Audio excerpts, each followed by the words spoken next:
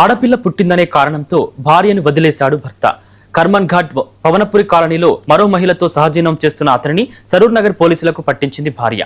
తనకు తన కుమార్తెకు న్యాయం చేయాలని బాధిత మహిళ ఇప్పుడు అధికారులను ఆశ్రయించింది.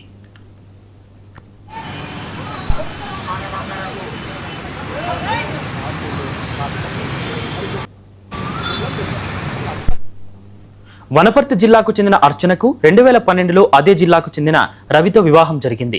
ఆడపిల్ల పుట్టిన తర్వాత భర్త అత్తింటి వారి వైఖరిలో మార్పు వచ్చిందని, తనను నిర్లక్ష్యం చేయడం ప్రారంభించారని తెలిపింది.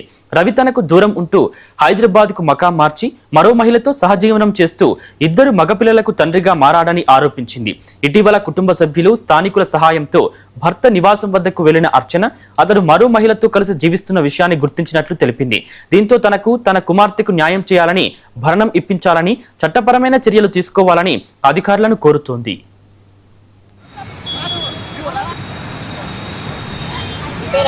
మాకు 2012లో పెళ్ళైంది సార్. ఇతని పేరు రవి. హైదరాబాద్ లో ఉంటాడని చెప్పేసి, చదివిస్తారని చెప్పేసి నన్ను పెళ్లి చేసిండు సార్.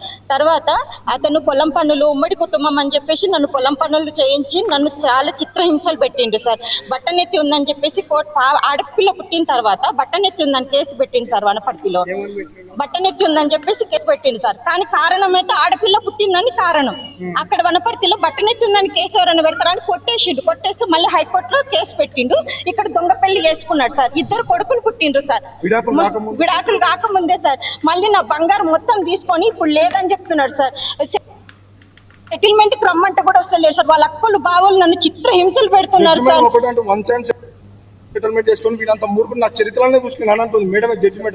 వాళ్ళ అక్కలు బావోళ్ళు నన్ను నరక యాతన పెడుతున్నారు సార్. వాళ్ళ బావ కొత్త బావ లాయరు, ఆయన ద్వారానే ఈయన నన్ను నరక యాతనలు పెట్టిండ్రు సార్. వాళ్ళ అక్క కూడా అంతే సార్. మాది గోవర్ధని, వీళ్ళది గోవర్ధనగిరి సార్. మాది వనపర్తి పక్కల, వనపర్తి జిల్లా సార్.